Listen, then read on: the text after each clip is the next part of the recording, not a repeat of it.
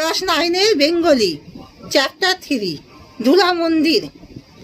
ধুলা মন্দির। তোমরা সবাই মন্দির শোনো আর লেখো, আর সবাই লাইক অ্যান্ড সাবস্ক্রাইবটা দিয়ে দাও। ক্লাস 9-এর বেঙ্গলি, ক্লাস 9-এর বেঙ্গলি চ্যাপ্টার 3 ধুলা মন্দির।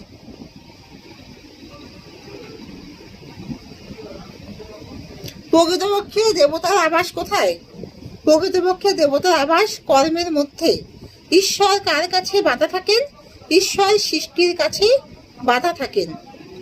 কবির মতে প্রকৃত ধর্ম কি? কবির মতে প্রকৃত ধর্ম হচ্ছে কর্ম। ঈশ্বরের দু হাতে কি লেগে থাকে বলে কবি বলেছেন? ঈশ্বরের দু হাতে ধুলা লেগে থাকে বলে কবি বলেছেন। কবি পূজারীকে কি ছেড়ে ধুলার পরে আসতে বলেছেন? কবি পূজারীকে সূচি বসন ছেড়ে ধুলার পরে আসতে বলেছেন। বাক্য রচনা করো। আরাধনা, সৃষ্টি বাঁধন, ফুলের ডালি, ধুলাবালি।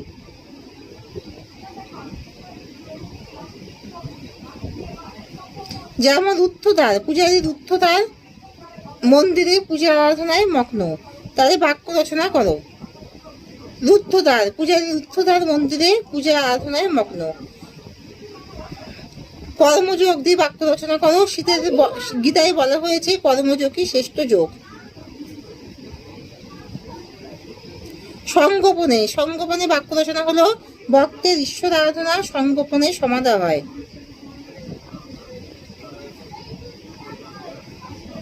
সৃষ্টি বাঁধন, সৃষ্টি বাঁধন হলো ঈশ্বর নিজের সৃষ্টি বাঁধনেই নিজে বদ্ধ। ফুলের ডালি, মেয়েটি ফুলের ডালি নিয়ে মন্দিরে পুজো দিতে চলেছে। ধুলাবালি, ছেলেরা ধুলাবালি মেখে খেলা করছে। এবারে শূন্যস্থান পূরণ করো। ড্যাশ দেবালয় কোণে কেন আছিস ওরে? রুদ্ধদ্বারে দেবালয় কোণে কেন আছিস ওরে? কাহারে তুই পুজিস ড্যাশ, কাহারে তুই পুজিস সংগোপনে? ড্যাশ তার সাথে এক হয়ে ধর্ম পরুক ঝরে, কর্মযোগে তার সাথে এক হয়ে ধর্ম পরুক ঝরে। আপনি প্রভু ড্যাশ পরে বাধা সবার কাছে, আপনি প্রভু সৃষ্টি বাঁধন পরে বাধা সবার কাছে।